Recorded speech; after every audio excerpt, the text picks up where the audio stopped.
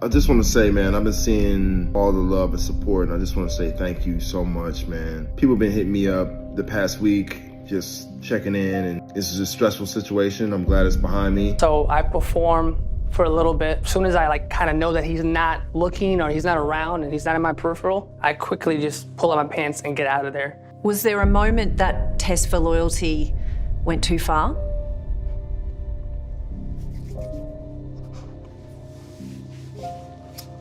With his arm up, he asked me, "How you doing?" He rubbed his hand down my breast, said, "If you need anything, you let me know."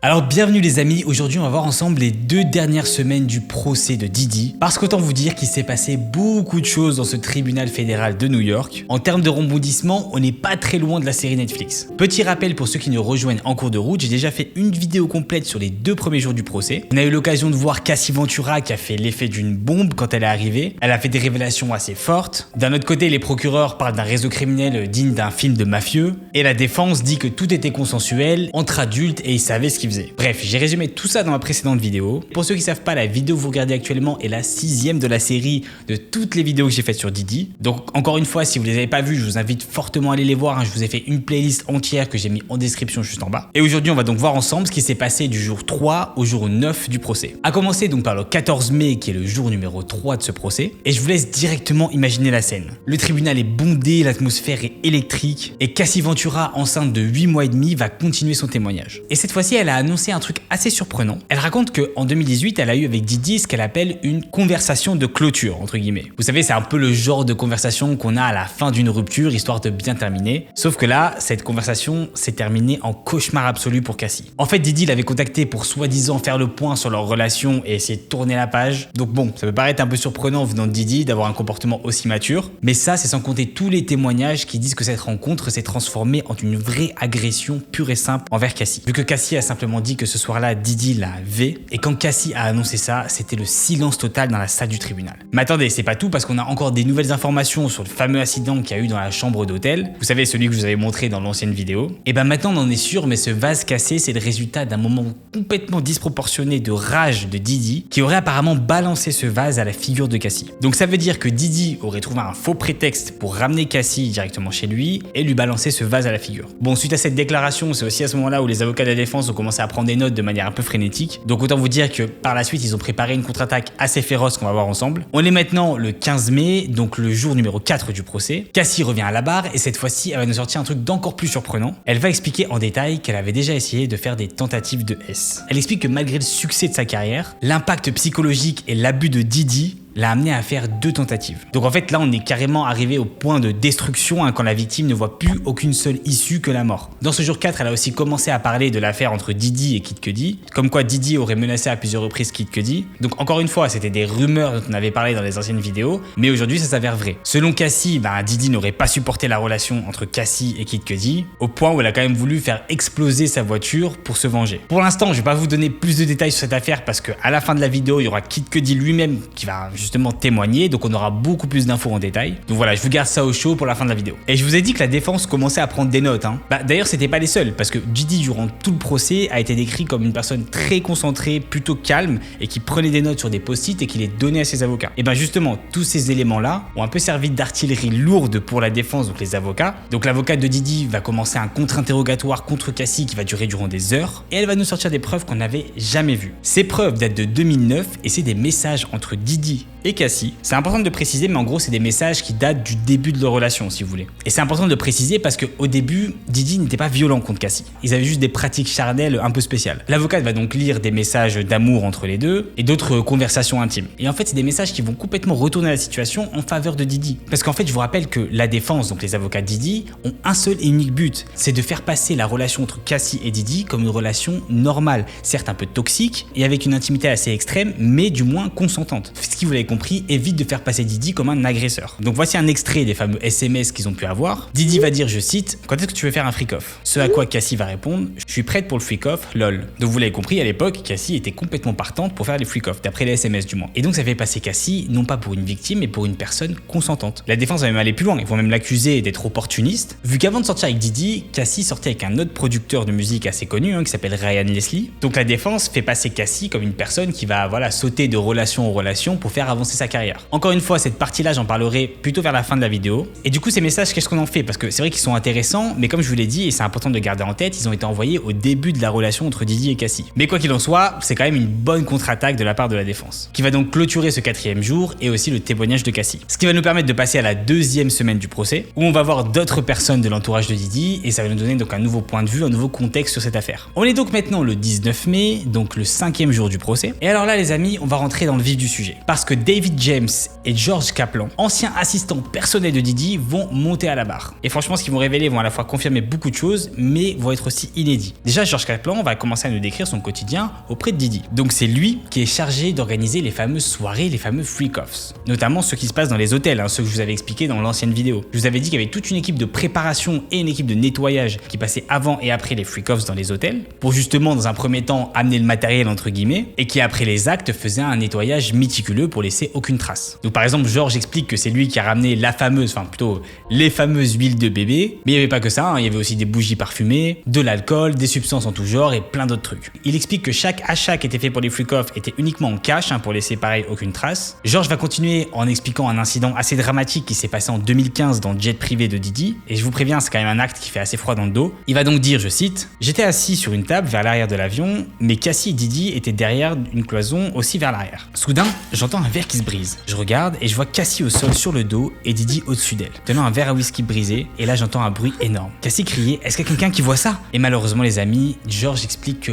personne n'a bougé d'un poil. Les gens dans l'avion ont vu la situation, mais ils n'ont rien fait. Ils ont simplement détourné le regard. Que ce soit les deux assistants, donc David et James, mais aussi les agents de la sécurité ou même l'équipage, tout le monde est complice de ce silence. Et donc George va nous expliquer pourquoi est-ce qu'il est resté silencieux durant toutes ces années. Et encore une fois, c'est assez révélateur de tout le système que Didi a mis en place depuis le début. Il explique, je cite, « À l'époque, j'avais que 23 ans. Je pouvais pas croire que je travaillais pour une icône. Je voulais simplement accomplir quelque chose de professionnel et en m'exprimant contre mon patron, je n'aurais pas pu y arriver. » Donc je sais pas si vous captez la situation, mais là on voit très clairement que Didi utilise son pouvoir et son influence pour faire en sorte que ses employés se taisent, au point où ils vont laisser une femme se faire violenter devant leurs yeux. Et le plus grave de tout ça, c'est que après les incidents, George a dû accompagner Cassie à un événement où Didi devait faire apparition pour faire genre qu'il s'était rien passé. Dans un autre témoignage, George a aussi dit qu'il avait souvent vu Cassie avec des bleus et devait souvent la ramener dans une chambre pour l'aider à se maquiller, pour cacher les bleus ou même lui mettre de la pommade. Et là, le témoignage de George est assez puissant parce qu'en fait, il montre que Didi utilisait son entreprise à des fins criminelles. Et ça, c'était l'un des gros chefs d'accusation de ce procès. D'ailleurs, George n'est pas le seul assistant à avoir parlé, vu que récemment, il y en a un autre qui a fait une interview dans 66 minutes et qui va expliquer tous les détails et les dessous de son job en tant qu'assistant pour Didi. This man is one of the most powerful, one of the most influential,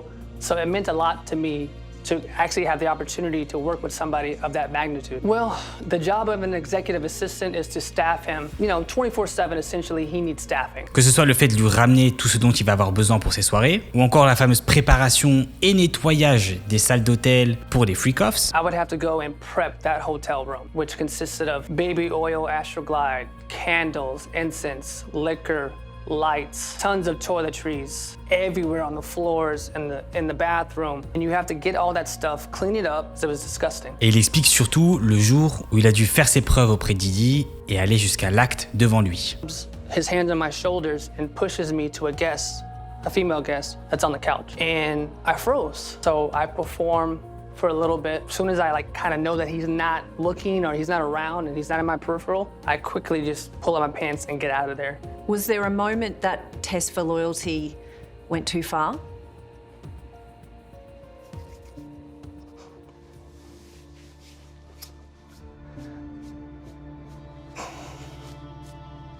Sorry. Donc là, on est à peine qu'au 5e jour et vous avez pu voir qu'on a déjà des témoignages assez dramatiques, mais on en est qu'au début. Parce que maintenant, on passe au 20 mai, donc le 6e jour, et qui dit nouveau jour, dit nouveau témoin. Et aujourd'hui, on a l'artiste Dawn Richard qui va prendre la parole. Alors pour ceux qui la connaissent pas, c'est une ancienne membre des Danity Kane, qui est un groupe qui avait été créé d'ailleurs par Didi. Voilà par exemple un petit extrait de ce qu'elle faisait à l'époque.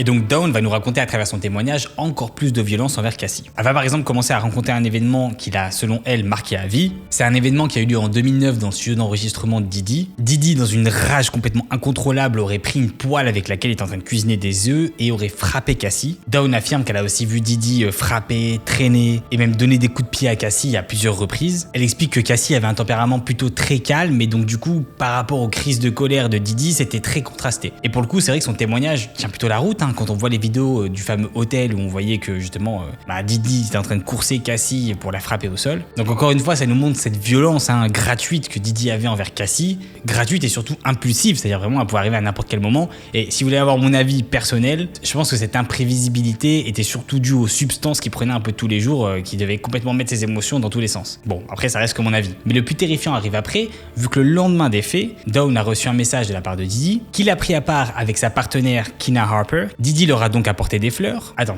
Diddy qui apporte des fleurs et qui paraît un peu gentil, il y a un truc derrière là. Évidemment, maintenant vous commencez à connaître le personnage, donc au même moment où il leur offre des fleurs, il en profite pour leur glisser un petit message dans l'oreille qui est assez effrayant, vu qu'il va leur dire, je cite, « Ne dites rien parce que d'où je viens, les gens disparaissent ». Donc vous l'avez compris, là on est très clairement sur un langage de mafieux, on n'est pas sur le truc de producteur de musique, on est sur une bonne petite menace de mort pour pas que les choses fuitent. Bon, et petit aparté, il y a un truc qui me semble personnellement un peu bizarre en termes de timeline, c'est que cet événement de 2009 coïncide aussi au moment où Cassie envoyait des messages d'amour à Diddy. C'est un truc que j'ai pas réussi vraiment à comprendre, même dans mes recherches. Bon, après voilà, je suis pas avocat, mais bon, ça me semblait quand même un peu bizarre d'un côté de subir des violences et de l'autre côté d'envoyer des messages d'amour. Bref, de toute façon, vous me direz ce que vous en pensez en commentaire, mais je trouve que c'était intéressant de notifier. Mais du coup, Dawn, qui a été témoin de tout ça durant des années, pourquoi est-ce qu'elle n'a rien dit? Eh ben, c'est la même raison que pour tous les autres témoins. Elle explique qu'elle a simplement gardé son silence parce qu'elle avait peur de Diddy, elle avait peur de ses menaces. Mais par contre, le jour où elle a vu Cassie porter plainte, c'est là où ça lui a donné le courage de faire la même chose. Et Dawn n'était pas la seule, vu que dans le même reportage de 66 minutes qui est sorti il y a seulement quelques jours, Sarah Rivers, qui était une participante de l'ancienne émission de Diddy qui passait sur MTV, où il était chargé de trouver la nouvelle star du R&B, et ben justement cette participante avoue qu'elle a aussi été victime de Diddy et de certains attouchements.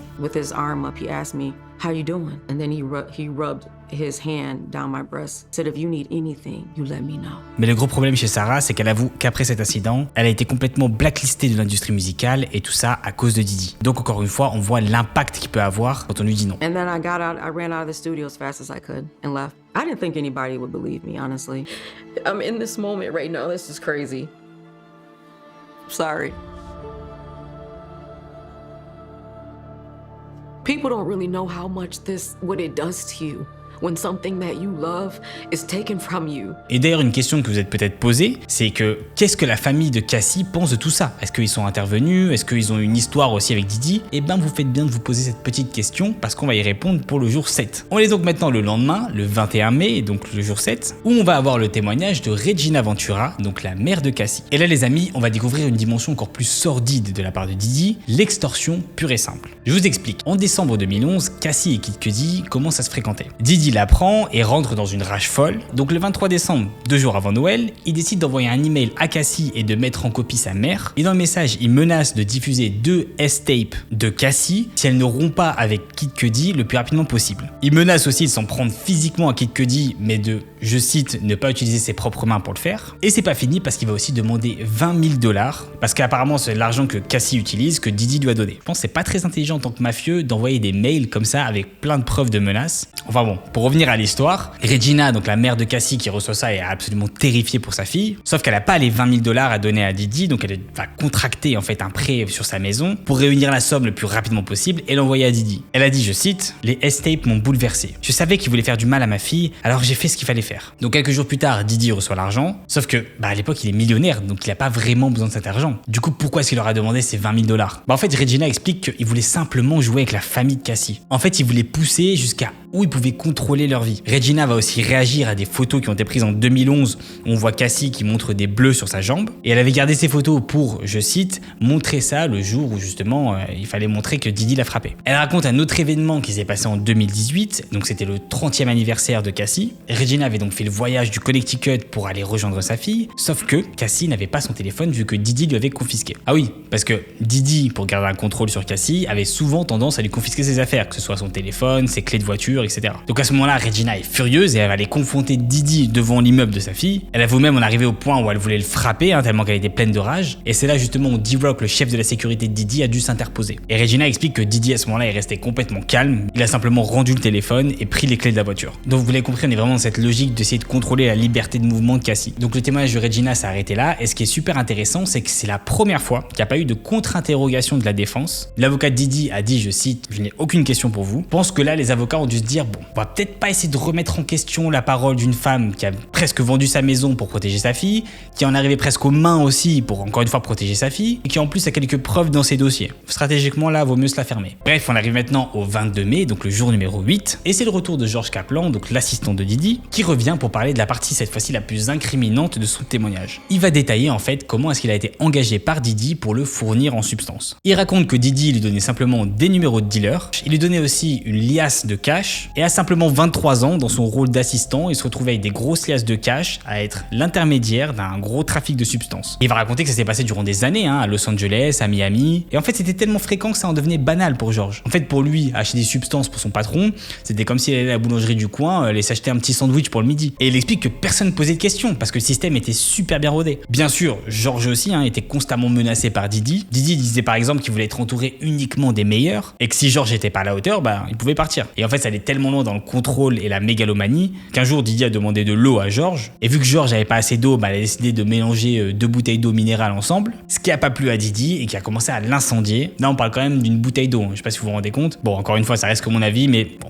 les substances, ils sont sûrement pour quelque chose. Le jour 8, ça a aussi été un jour intéressant parce qu'il y a un agent fédéral qui a témoigné suite à la fameuse perquisition qu'il y a eu dans les grandes maisons de Didi où ils ont retrouvé pas mal de choses. D'ailleurs là, ils ont retrouvé des huiles de bébé, mais ils ont aussi trouvé des quantités industrielles de substances, des armes. Je vous mettrai quelques photos, mais on voit que c'est très professionnel parce que c'était quand même bien rangé, dans des valises avec le nom de Didi dessus. Ce qui nous amène au 23 mai et donc au dernier jour, le jour 9. Et c'est le fameux moment que tout le monde attendait. C'est le jour où le rappeur Kid Cudi va faire son entrée au tribunal et enfin témoigner. On va donc avoir la vérité sur cette fameuse explosion de voiture et si Didi était derrière ce coup. Donc déjà l'entrée de Kid Cudi, elle est assez intéressante parce qu'il n'est pas venu en costume, il était habillé en veste en cuir, t-shirt blanc, boucles d'oreilles, jean délavé. Il a même allumé sa petite cigarette devant les photographes avant de rentrer dans le tribunal. Donc là on avait un peu l'image du rockstar qui s'en fiche des conventions. Bon, même si en vrai il donne l'impression de s'en foutre, il a quand même fait une vidéo après le procès où il montre très clairement qu'il était en réalité stressé. So I just want to say, man, I've been seeing all the love and support, and I just want to say thank you so much, man. People have been hitting me up the past week, just checking in, and even today, and it really means a lot to me, man. You guys are the best. I love y'all. This is a stressful situation. I'm glad it's behind me. Et comme vous l'imaginez, quand il va rentrer dans la salle du procès, ça va être l'effervescence totale. Les journalistes, les spectateurs et même les jurés, tout le monde va se retourner pour le voir. Et d'ailleurs, même son témoignage va être un spectacle. Parce que déjà, il va raconter tout ce qui s'est passé, mais aussi d'après ce que j'ai pu lire, vu qu'il n'a pas l'habitude des procès ou des tribunaux, ses réponses étaient très familières, des fois c'était même aussi très courtes, il répondait en un mot. Bref, en fait, le sentiment qu'il donnait, c'était vraiment « laissez-moi tranquille, j'ai pas envie d'être là ». Bon, ce qui est honnêtement assez compréhensible d'ailleurs. Bon, quoi qu'il en soit, il va commencer à raconter ce qui s'est passé justement le 11 décembre 2011. Cassie l'appelle à 5h30 du matin en panique totale. Sa voix tremble au téléphone et la raison pour laquelle elle panique, c'est que Didi vient de découvrir qu'elle est en relation avec Kid Cudi. Kid Cudi affirme, je cite, « Elle semblait vraiment stressée, nerveuse, effrayée, alors je suis allé la chercher. » Kid Cudi va donc la récupérer et il l'emmène à l'hôtel. Le problème, c'est que Didi n'aime pas ce qui est en train de se passer. Il est en train de perdre le contrôle sur Cassie et ça, vous savez qu'il aime pas. Donc Didi, accompagné d'un complice et d'une assistante proche de Cassie, dénommée Capricorn Clark, vont donc se rendre au domicile de Kid Cudi. Kid Cudi est alors informé de ce qui se passe et décide donc d'appeler directement Didi. Ah, et pour ceux qui se demandent pourquoi est-ce que Didi et Kid Cudi ont leurs numéros respectifs, c'est parce qu'en fait de base c'est Didi qui avait présenté Kid Cudi à Cassie pour une collaboration musicale. Donc en fait de base ils devaient faire juste de la musique ensemble. Sauf que ça s'est transformé très rapidement en relation amoureuse. Bref, donc Kid Cudi tombe au téléphone sur Capricorn Clark, donc l'assistante. Elle explique qu'elle a été forcée de venir là-bas, qu'elle est stressée et qu'elle est dans une voiture en dehors de sa maison. Kid Cudi finit enfin par avoir Didi au téléphone et il commence directement par lui dire « Fils de p***, est-ce que t'es chez moi là ?» Didi va donc lui répondre calmement « Yo, ça dit quoi ?» Ce qui va énerver Kid Cudi et qui va donc lui répondre encore une fois « Je t'ai demandé si t'étais chez moi. » Didi va donc lui répondre « Je voulais juste te parler en réalité. » Et Kid Cudi répond « Reste là-bas, j'arrive tout de suite. » Vous l'avez compris, à ce moment-là, Kid Cudi est prêt à se battre contre Didi. Et d'après ce que j'ai pu lire quand Kid Cudi a raconté cette histoire, c'était aussi l'éclat de rire dans le tribunal parce que Kid Cudi était un peu au naturel quand il a raconté ça et c'est vrai que ça a fait rire tout le monde. Bref, quand Kid Cudi arrive enfin chez lui, c'est là où il découvre l'ampleur peur du carnage. Par exemple, ses caméras de sécurité ont été détournées pour justement ne pas filmer. Il avait acheté des cadeaux Chanel pour sa famille qui ont été complètement déchirés et mis un peu partout dans la maison. Et surtout, son chien, qui est normalement libre dans la maison, s'est retrouvé enfermé dans un placard complètement terrorisé. Kid Cudi en est donc sûr, quelqu'un s'est infiltré chez lui et ce quelqu'un, c'est sûrement Diddy. Kid Cudi décide donc de porter plainte auprès de la police pour effraction chez lui, mais vous allez voir que le pire est à venir. Vu que presque un mois plus tard, donc en janvier 2012, à ce moment-là, Kid Cudi et Cassie ont rompu, ils se voient plus, et Kid Cudi est chez son ex, donc à pratiquement 45 minutes de chez lui, mais il reçoit un appel de sa dog-sitter qui lui dit que sa voiture est en feu en bas de chez lui. Kid Cudi se précipite alors chez lui et c'est là où il voit que sa Porsche est littéralement en train de brûler et mis en cendres à cause d'un cocktail Molotov. Et je vous montre justement les photos qui ont été montrées auprès du jury. Comme vous pouvez voir, le toit est troué, les sièges carbonisés, la carrosserie fondue et la voiture est simplement irrécupérable. Mais attendez, parce que le plus fou arrive, vu que quelques jours plus tard, Diddy et Kid Cudi décident d'avoir une discussion d'homme à homme et de se rencontrer en vrai. Donc ils se retrouvent au Soho Club, qui est un club pour artistes. Kid Cudi arrive et est escorté par le chef de la sécurité, donc D-Rock. Et là, il va nous donner une pépite absolue qui va faire rire absolument tout le monde. Il dit, je cite, « Je suis entré dans la pièce, là il y avait un mur entièrement vitré et Sean Combs était debout là, regardant par la fenêtre, les mains derrière le dos, comme un super vilain de Marvel. » Donc pour vous dire, même les jurés ont commencé à rigoler quand il a fait cette comparaison. Et là, Kid Cudi va donc commencer à raconter la conversation qu'il a pu avoir avec Diddy, qui était juste surréaliste. Ils vont donc parler de toute l'histoire jusqu'à la rupture avec Cassie. Et surtout, Kid Cudi va apprendre qu'au moment où il était avec Cassie,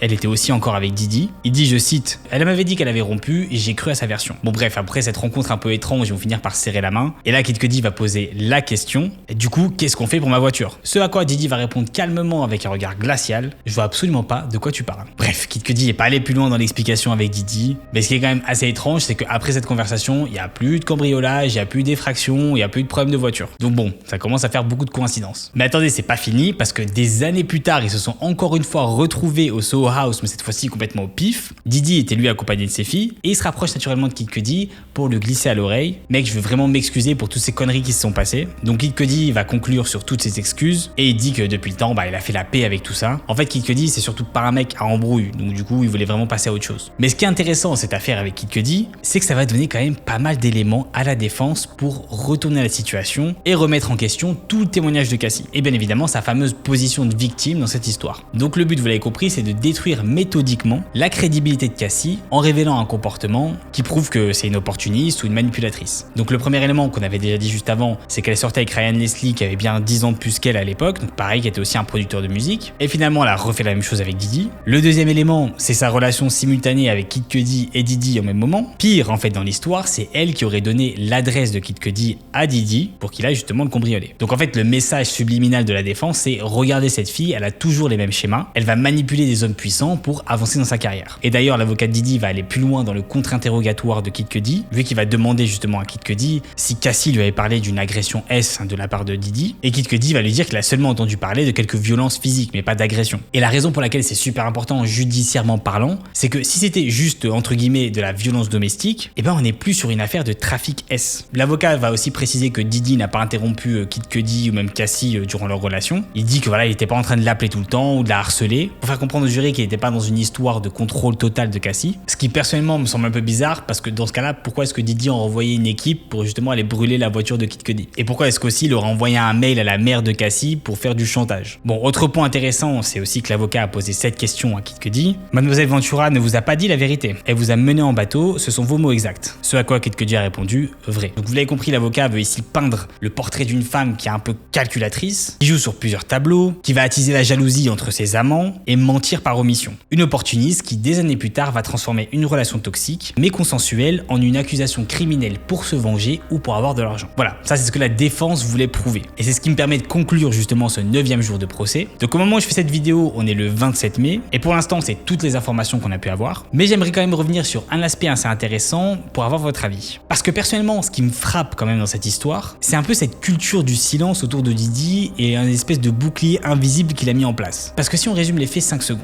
Déjà, il y a George Kaplan, qui est l'assistant donc de Diddy, qui voit Cassie se faire frapper dans le jet et qui dit rien. Ensuite, il y a Don Richards, qui voit Cassie encore une fois se faire violenter par Diddy avec cette fameuse poêle et pareil, qui ne dit rien. Il y a David James, qui va lui-même organiser les freak-offs et qui pareil ne va rien dire. Les agents de sécurité qui vont voir Cassie avec des bleus et qui vont aussi ne rien dire. En fait, tout le monde savait, mais personne ne parlait. Et ce système fonctionnait parce que Diddy contrôlait leur carrière, leur avenir, leur salaire et leur réputation dans l'industrie. Bon, et maintenant qu'on a terminé les 9 jours intenses, défense, qu'est-ce qui nous attend pour la suite? Bah déjà, la défense va présenter leur version des faits. Ils vont aussi ramener sûrement des témoins pour essayer de contrebalancer cette image de tyran que Diddy a. Donc bien sûr, il y a d'autres vidéos qui vont sortir pour vous parler de tout ça. En attendant, n'hésitez pas à mettre en commentaire ce que vous pensez de toute cette affaire. Est-ce que cette fois-ci vous croyez Cassie ou est-ce que vous pensez que Diddy va vraiment être condamné? Je vous rappelle aussi que si vous voulez voir les autres vidéos sur le sujet, je vous ai fait une playlist et je vous ai mis le lien dans la description juste en bas. Et bien sûr, si vous voulez rester au courant de la suite, abonnez-vous à la chaîne. Venez me suivre aussi sur Instagram, c'est @JainoMusic. Et moi, je vous dis à la prochaine pour une nouvelle vidéo. Peace out.